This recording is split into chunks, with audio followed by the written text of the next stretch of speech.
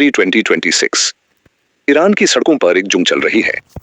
ये सिर्फ प्रोटेस्ट नहीं, ये सिर्फ नारे नहीं, ये एक पूरे मुल्क का उबलता हुआ गुस्सा है जो अब चुप रहने को तैयार नहीं। एक तरफ आम लोग हैं, स्टूडेंट्स, वर्कर्स, माँ बाप, जिनके पास खो देने को कुछ नहीं बचा। दूसरी तरफ एक ऐसी रिजीम में है जो अपनी कुर्सी बचाने के लिए हर हद पार कर सकती है। ये सब शुरू हुआ इकोनॉमी से।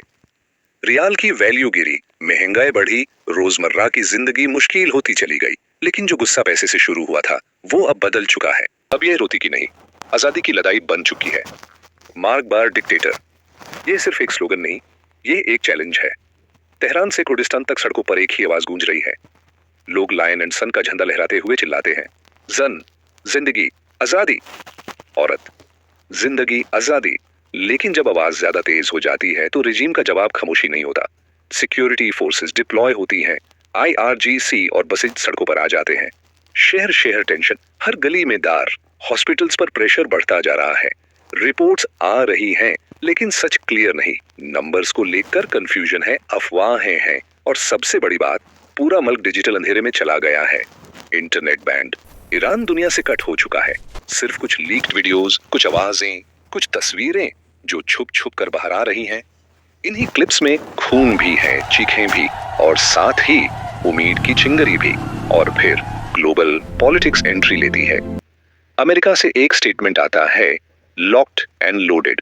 गल्फ रीजन में मूवमेंट की बातें हो रही हैं, प्रेशर बिल्ड हो रहा है। मैसेज इनडायरेक्ट है लेकिन क्लियर। ईरान का जवाब भी तेज है। Foreign officials all out war की बात कर रहे हैं, धमकियां दी जा रही हैं। अब ये सिर्फ ईरान का इंटरनल मैटर नहीं रहा, ये 1979 के बाद रिजीम के लिए सबसे बड़ा चैलेंज बना जा रहा है। लोग कह रहे हैं, या तो सिस्टम बदलेगा या फिर सब कुछ बदल जाएगा।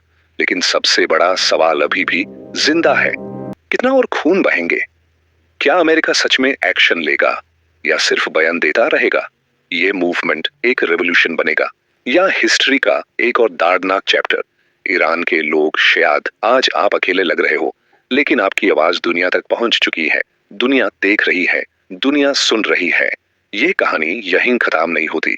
ये या तो एक नए ईरान की शुरुआत है या फिर एक ऐसी तबाही जो सिर्फ बॉर्डर्स तक सीमित नहीं रहेगी। आपका क्या ख्याल है?